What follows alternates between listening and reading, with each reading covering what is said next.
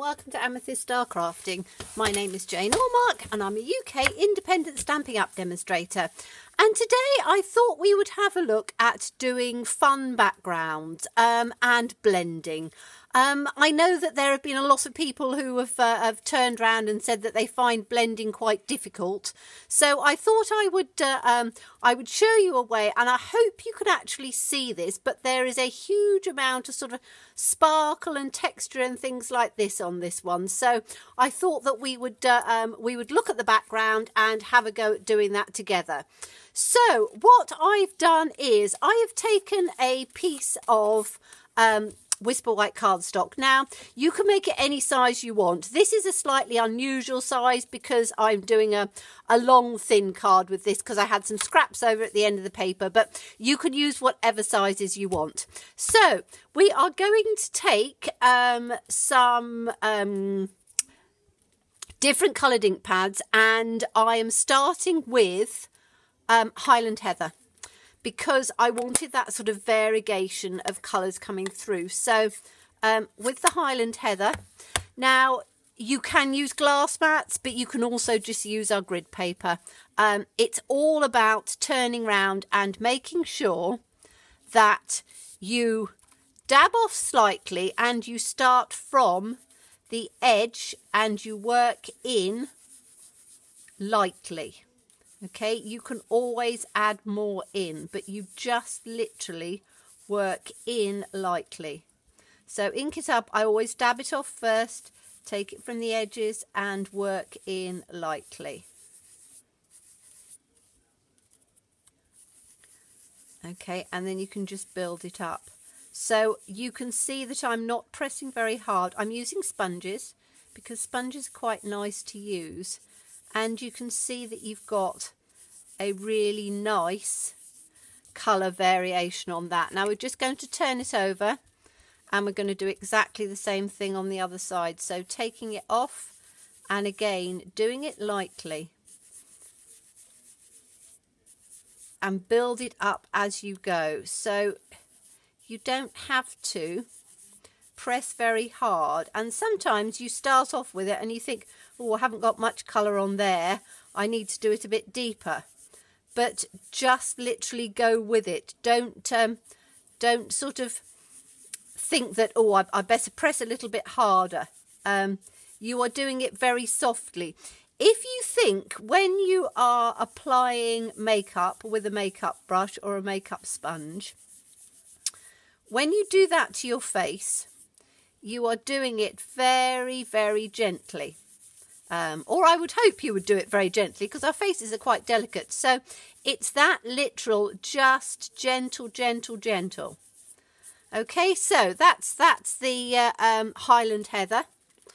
Now we want to have a tone through from one to the other. So I'm using Sahara Sand.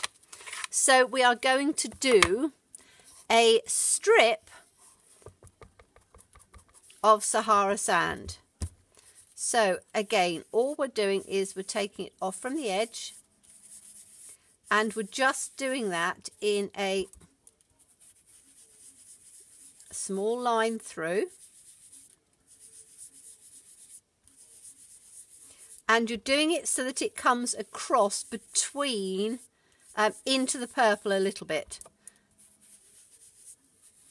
You can take it from either side, doesn't matter, but you want just a little hue of it, because by using something like Sahara Sand or a yellow, it just gives that variation between the two colours, and I think it works really well. And as I say, you can do it from one side to the other, it really doesn't matter. But you can see there are no blobs or lines going through on this because you want it, as I say, quite sort of soft and pale. So that's the Sahara Sand. Then we are going to take, let's put that one on there. We're going to take some Pool Party. Okay, so let's take, I think this one is, yep, that'll do for Pool Party. So again, ink it up fairly well dab it off, and then you're going to take that into the next area. And as you can see, what I'm doing is making sure that it blends through as you go. So the center of your sponge is in the middle part, but you can see that it's blending through quite nicely into the bottom as well. So you have just that little tone coming through of the two colors. So you start at your edge and you're not leaving a white line at all. You're literally blending one through. So you can see that the yellow, or the Sahara, Saffron that we used, just literally just gives a hint of a colour through. So take that one through on there. And again, you can build up as much or as little colour as you want. I want this one to be fairly pastel. So that's the next part on there. And then we're going to finish with something which is a little brighter. So I'm going to use some Pacific Point. Now, this is a very bright colour and is a very strong colour. So if you're not careful, you will get it way too dark. So what we need to do is we need to stamp it off or get a scrap and really sort of, you don't want too much on your sponge to start off with, because as you can see, it will give a very bright, so dab it off really well and then take it through from either side. It really doesn't matter, but it's all about doing it very, very lightly.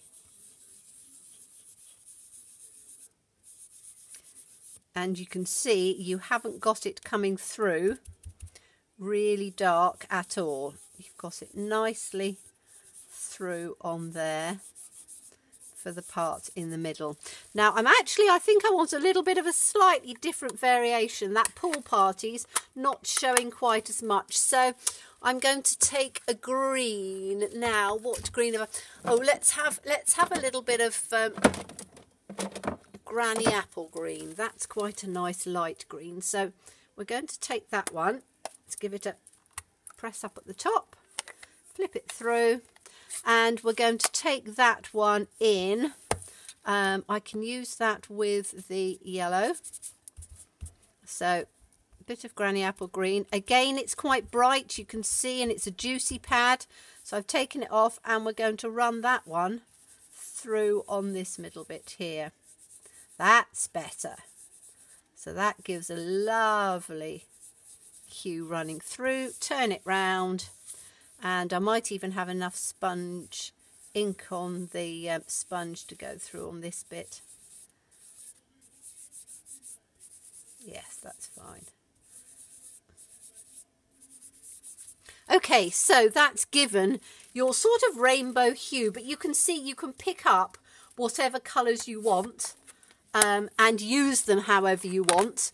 Just sort of pick things that you like. I like, as I say, the variegation of having that saffron then coming through to the other colours. And in fact, I might just bring that down just a little bit more so that it blends in, because that one's not blended quite as well. And there on there, but you have that lovely sort of hue. So I really like that rainbow look. Now what we're going to do is we're going to brighten it up and make it like really pretty. So we are going to use some Wink of Stella. Now what I've done with this Wink of Stella, this is an old one which is empty. I've taken some of the Frost White, which is the Shimmer Paint, added a couple of drops in on there. It's very easy to take it apart. Look back on a previous video, but there's a little, if you undo this,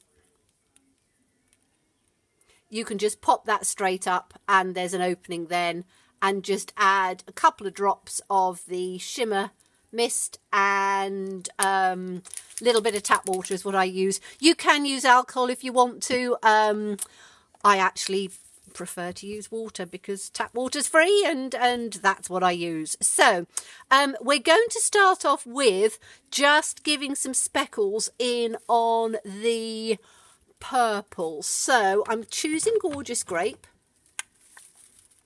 and the best way to do this is to get a one of your acrylic blocks, doesn't really matter what size, and then you want an Aqua Painter.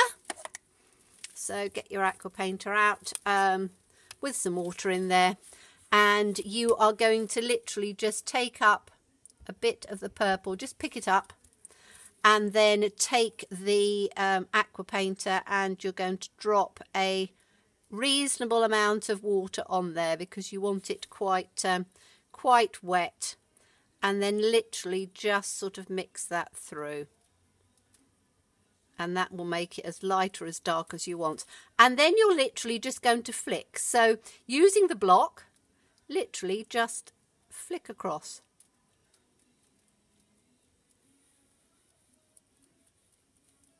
And you can flick as hard or as light as you want, depending what sort of spots you want on there. But literally just flick it through as much as you want on there. And as I say, it makes it a little less messy doing it that way because you've got it all on your ink block. So that's given us a little bit of the interest with the Gorgeous Grape, which just tones in a little bit darker than the Highland Heather. And then you'll have to excuse me 2 seconds because I need to get a bit of kitchen roll. So I'm just whizzing across to grab myself some kitchen roll.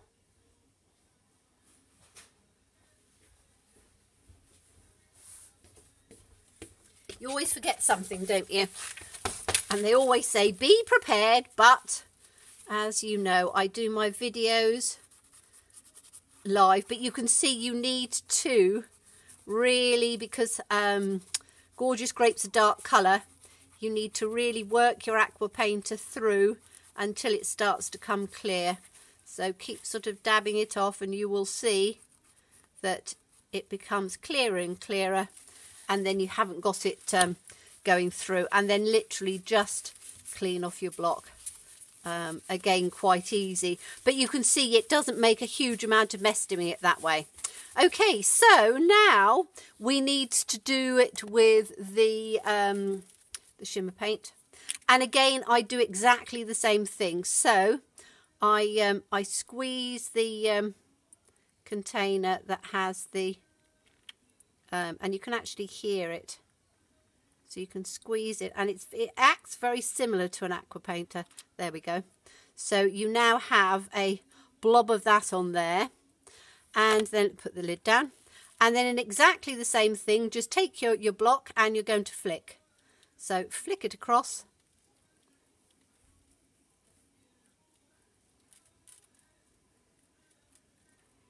And as I say, the water gives it the lovely sort of speckledy bits on the colour. Whoops, just got a little drop at the bottom.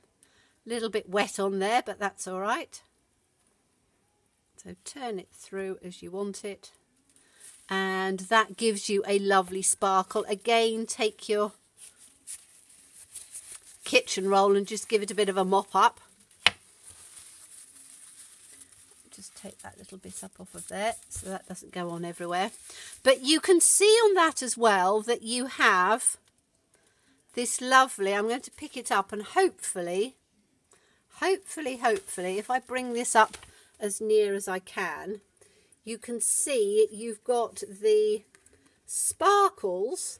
There we are. It's just hitting it on there, coming through, as well as your texture. So what you need to do then is to put it aside for a few moments to dry. Now I would say, I don't know, 5-10 minutes, something like that, because you want it to dry completely, but then you will have a lovely background. Now, what I would do is you can leave it exactly as it is, but you can take your sponge, and let me bring the one that I've finished back. What I did with this one is I sponged all the way around the edges in the Grapefruit Grove. But you can see on this one, again, if I pick it up and put it under there, when it's all dried, you get this absolutely lovely coloured texture coming through, which just makes a really pretty background to a card. You can then finish the card off however you want. This one I did it with the Beauty Abounds and put some sentiments and things on, but it's entirely up to you how you finish it. I just wanted to show you this pretty way of doing this variegated background, and as I say, do give it a go. If you enjoy everything that I do, I know that I have some lovely subscribers, but if you haven't subscribed, please look at subscribing and click the notification bell in there, because then you don't miss anything. So thank you so much for watching me. Do look forward to seeing you again. Bye-bye.